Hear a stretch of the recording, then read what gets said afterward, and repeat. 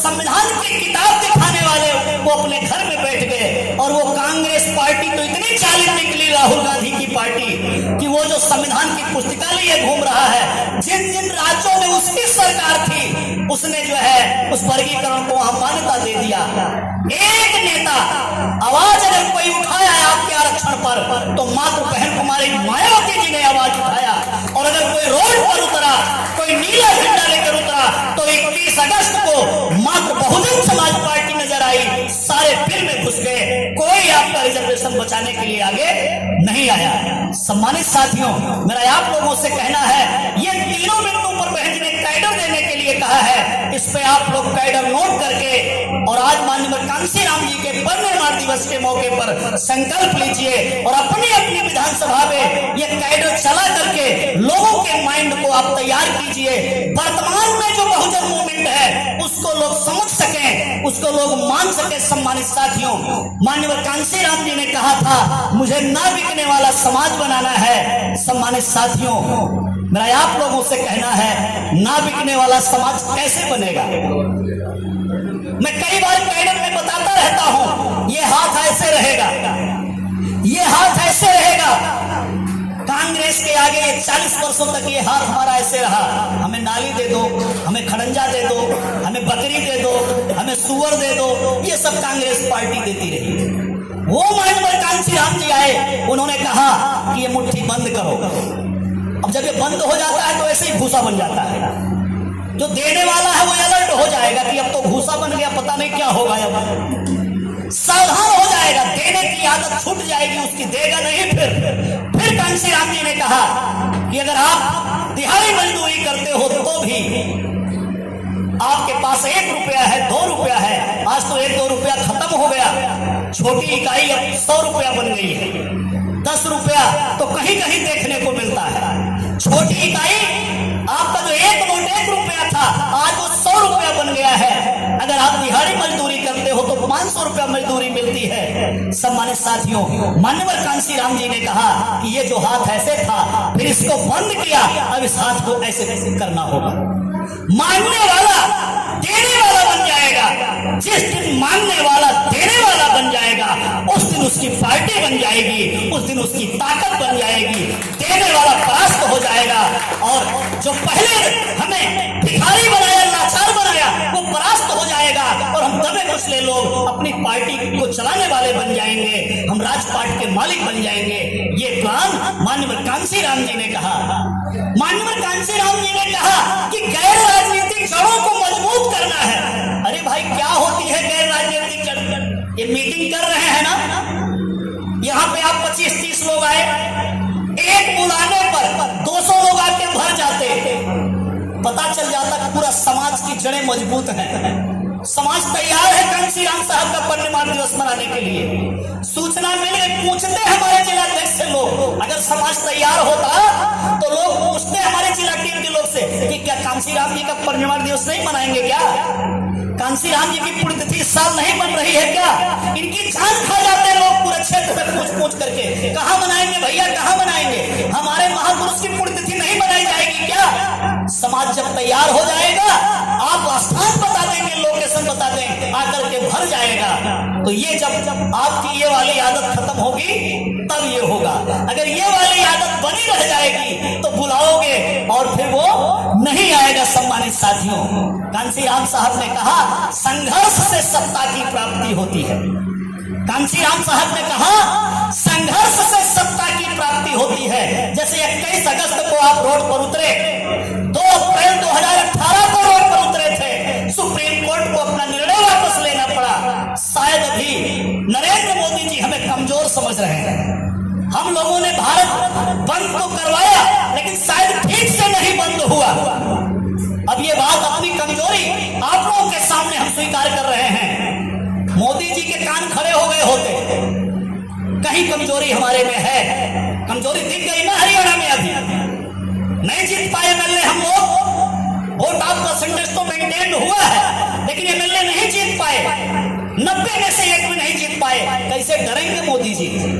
मोदी जी तो नहीं डरेंगे, फिर सुप्रीम कोर्ट भी नहीं डरेगा, इस देश की व्यवस्था चलाने वाले लोग भी नहीं डरेंगे।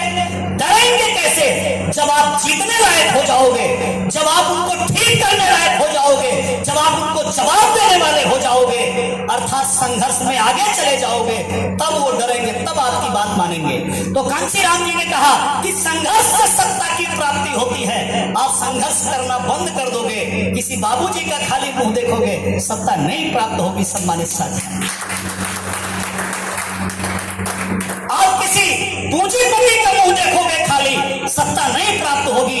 आपको अपने पैरों पर खड़ा करना होगा। मानवर कांशीराम जी ने कहा कि मैं अपने समाज से, अपने अनुयायियों से कहता हूं कि मेरा समाज अपने पैरों पर खड़ा होकर के आगे बढ़े। एक घटना मैं कांशीराम जी की आपको बताना चाहूंगा। घटना 1994 की है। मैं नया दिल्ली विश्वविद्यालय गया था, जो आज हमारा बहुजन प्रेरणा केंद्र है, जहां पर आज दिल्ली प्रदेश के लोग कांशीराम साहब पर पुष्प अर्पित कर रहे हैं। उसी जगह पर वो प्रेरणा केंद्र तो बहन जी ने बनाया। पहले वो गुरुद्वारा बारा रकाबगंज रोड हमारा दफ्तर हुआ करता था।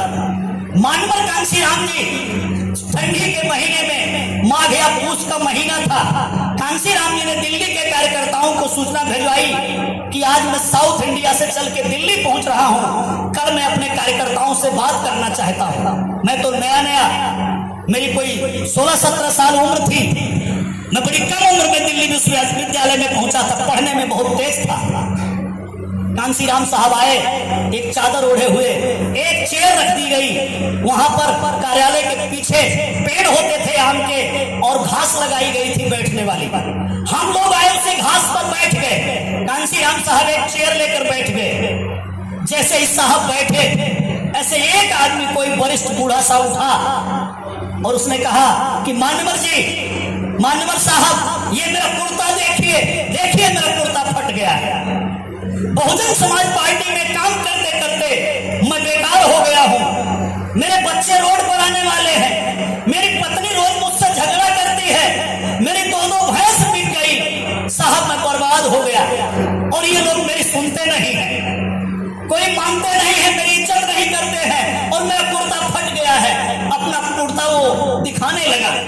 मानवर कांशीराम साहब ने व्यंग करते हुए कहा, अरे भाई कोई है, पकड़ो जरा इसको, ये कहां से आ गया, इसको कोई पकड़ो, कैसे हमारी मीटिंग में आ गया, ये ऐसा आदमी कैसे आ गया।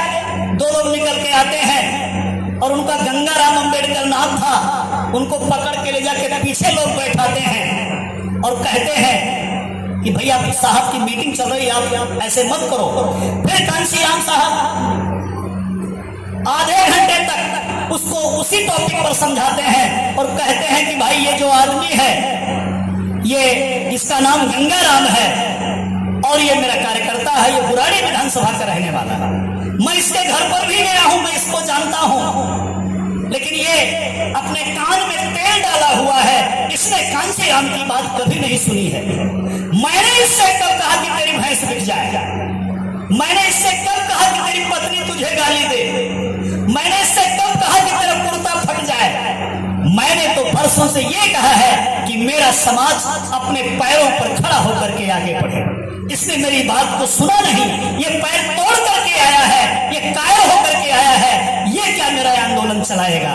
मेरे समाज के लोग, आप अपने आप को संभालते हुए अपने पैरों खड़े होकर के अपने आंदोलन को अपने हाथों में लेकर के आप आगे बढ़े। ये माननीय कांशीराम जी का आंदोलन है। हमेशा किसी का चेहरा देखते रहने से आपका आंदोलन नहीं चलेगा। अपने पैरों पर खड़े होकर के चलेंगे, तब आंदोलन चलेगा। मेरा अपने जिले के साथियों से कहना है, प्रदेश के साथियों से कहना है, आपके गांव कहीं कमजोर पड़ गए हैं क्या। लालजी रामजी तो बड़ी बड़ी सभा करवाए हुए हैं, बड़ी बड़ी सभा करवाए हुए हैं आप लोग, आप कमजोर पड़ गए हैं क्या। गांव के लोग चंदा देना बंद कर दिए क्या, या गांव में आप लोग जाते नहीं हैं।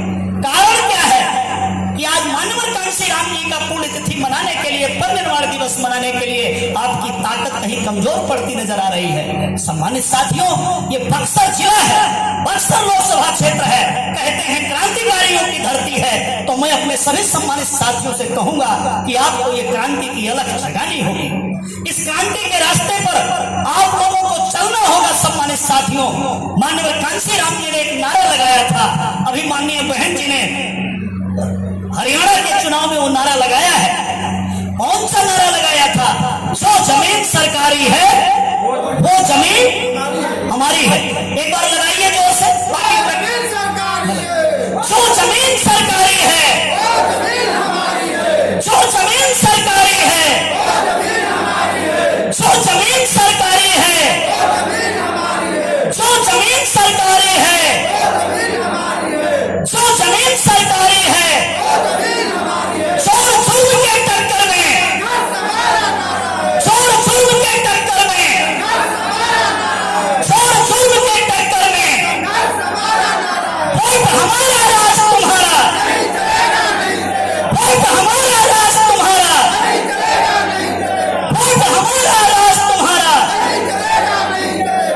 बिजली पानी दे न सके जो, बिजली पानी दे न सके जो, रोजी रोटी दे न सके जो, रोजी रोटी दे न सके जो सरकार निकम्मी है, जो सरकार निकम्मी है। सम्मानित साथियों, ये मैंने नारा इसीलिए लगाया, इस नारे को ताजा करना होगा। इन्हीं नारों से कांशीराम साहब ने ये मूवमेंट यहां तक बढ़ाया।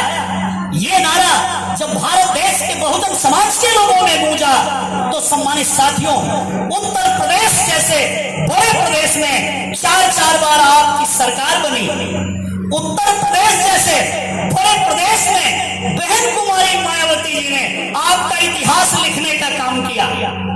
मैं तो 2015 में जब इधर चल के आया और जब पहुंचा, आप लोग बक्सर में हैं, मैं बस्ती जिले का मूल निवासी हूं, ऐसे दिल्ली में रहा लंबे अरसे से, हम लोग भूल गए थे